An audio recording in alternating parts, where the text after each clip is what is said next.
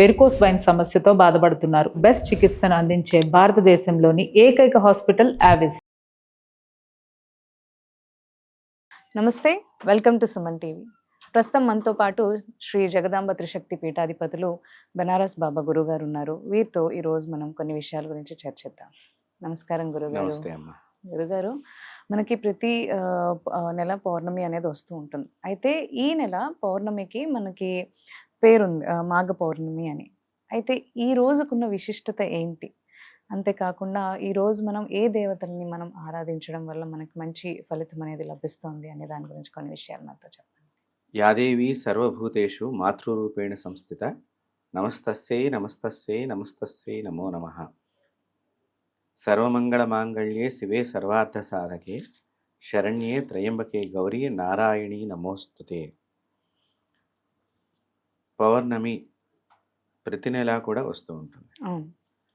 అయితే పౌర్ణమి వచ్చేటువంటి ఆ పౌర్ణమి రోజున వచ్చేటువంటి నక్షత్రాన్ని బట్టి మనకి ఆ పౌర్ణమి ఆ మాసము అనేటువంటిది తెలియచేస్తూ వచ్చింది జ్యోతిష్య శాస్త్రం.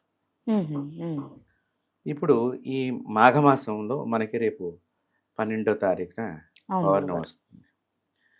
ఈ మాఘమాసంలో వచ్చే ఈ పౌర్ణమికి మాఘమాసం అనేది ఎందుకు వచ్చింది అంటే, పౌర్ణమి రోజున అంటే మనము చాంద్రమానేన మీరు పూజ దగ్గర కూర్చున్నప్పుడు బ్రాహ్మలు కానీ అర్చకులు కానీ దేవాలయంలో అర్చకులు కానీ మన ఇంటి పురోహితులు కానీ స్వస్తి శ్రీ చాంద్రమానేన అని మనకి చదువుతూ ఉంటారు సంకల్పం దగ్గర. ఈ చంద్రుడు పౌర్ణమి రోజున ఏ నక్షత్రంలోకైతే వచ్చి ఉంటాడో ఆ మాసానికి ఆ పేరుతో ఆ నక్షత్రంతో కూడుకున్నటువంటి పేరుని మన జ్యోతిష పితామహులు పూర్వకాలంలో తెలియజేశారు. సో ఈ పౌర్ణమికి మఖా నక్షత్రంలో వస్తోంది కాబట్టి దీని మాఘమాసము, దీని మఖ అంటారు. ఏదైనా కూడా మఖా నక్షత్రంతో కూడుకున్నటువంటి పౌర్ణమి. అట్లాగే ప్రతి నెల ఇప్పుడు ఆశ్వీజ మాసంలో పౌర్ణమి వస్తుంది మనకి దసరాలప్పుడు. అప్పుడు అశ్విని నక్షత్రంతో కూడుకున్నటువంటిది ఉంటుంది. ఇలాగే ప్రతి నెల కూడా మనకి ఇప్పుడు భాద్రపద మాసం వినాయక చవితి అప్పుడు భాద్రపద పూర్ణమి అంటాం. అప్పుడు భాద్ర అనేటువంటి నక్షత్రానికి వెనకాతల భాద్ర అనేది కలుస్తూ ఉండాలి. అంటే పూర్వభాద్ర ఉత్తరాభాద్ర ఇలాగా నక్షత్రం వచ్చిన రోజు దాన్ని భాద్రపద మాసము. ఇట్లా ఆ నక్షత్రాన్ని బట్టి ఆ తిథి రోజున వచ్చినటువంటి పౌర్ణమి ఏ నక్షత్రంలో వచ్చి ఉన్నదో దానికి ఆ మాసం కింద మన పూర్వీకులు మహర్షులు దాన్ని సంకేతంగా మనకి తెలియచేస్తున్నారు. ఇప్పుడు మీరు అడిగినట్టుగా ఈ నెల మాఘమాసము, ఈ పౌర్ణానికి విశేషత ఏంటి, ఈ పౌర్ణమి రోజున ఏ దేవతని ఆరాధన చేయాలి. పౌర్ణమి అంటేనే సర్వదేవతలకి చాలా ఇష్టమైనటువంటి రోజు కింద మనం భావన చేయాలి.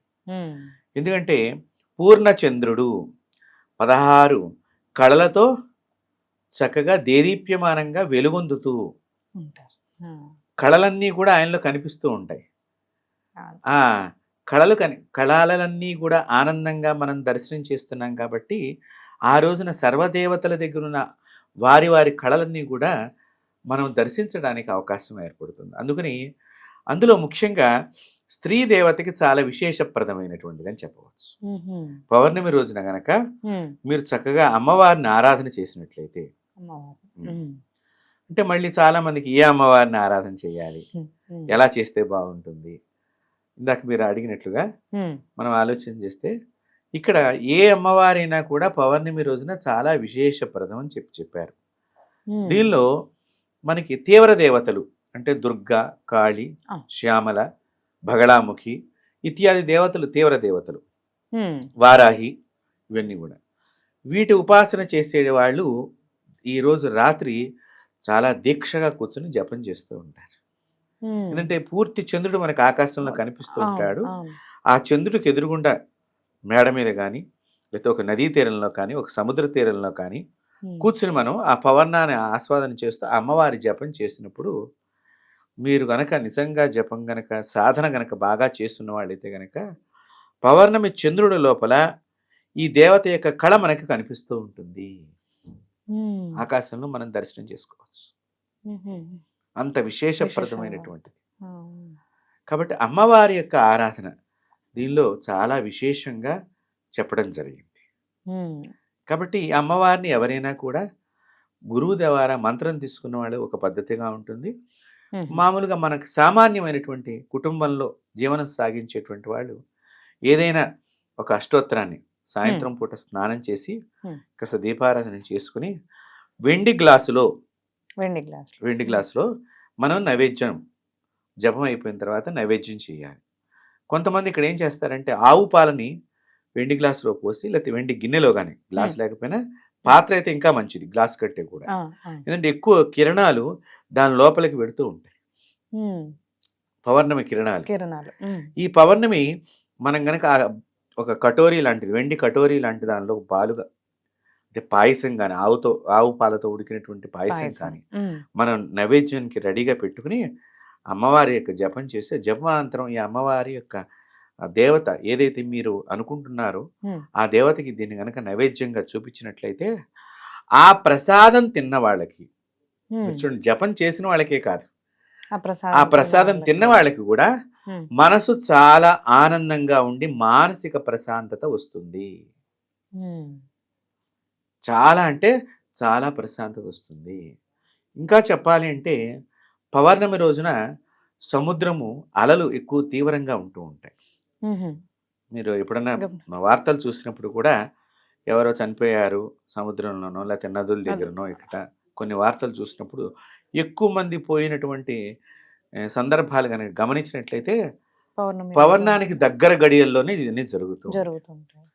అలాగే మానసికమైనటువంటి రుగ్మతలు అంటే పిచ్చి వ్యాధి, మానసిక జబ్బు అని రకరకాలుగా మనకి చెప్తున్నాం కదా, ఇలాంటి వాళ్ళందరికీ కూడా పౌర్ణమి సాధన చాలా ముఖ్యము.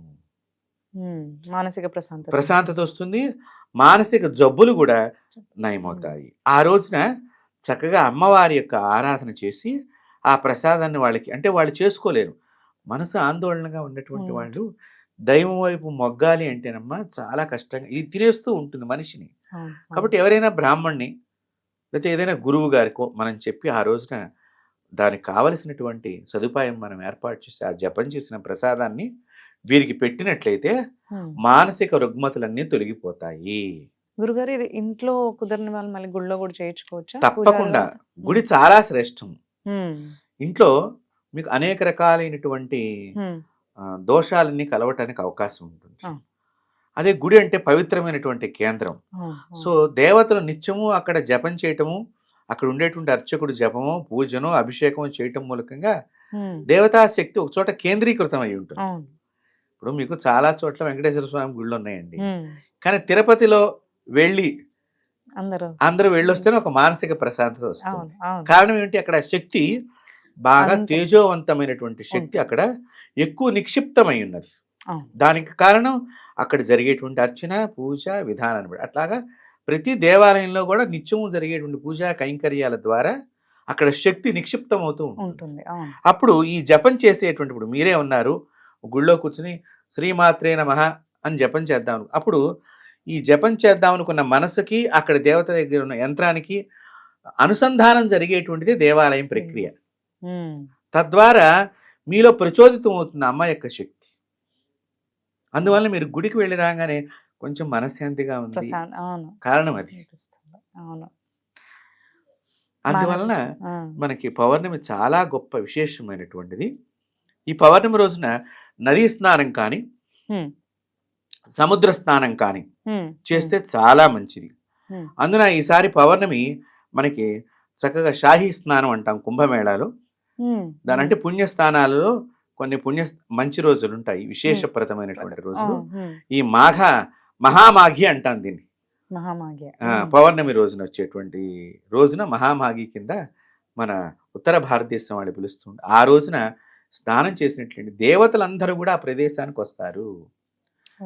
అంత విశేషప్రదమైనటువంటిది ఈ పౌర్ణమి. ప్రతి పౌర్ణమి కూడా, ఇప్పుడు కార్తీక మాసంలో వచ్చిన పౌర్ణమి కృతికా నక్షత్రంలో సుబ్రహ్మణ్యేశ్వర స్వామి యొక్క జన్మ నక్షత్రంలో వస్తుంది. అందుకని దానికి కార్తీకము అని పేరు వచ్చింది.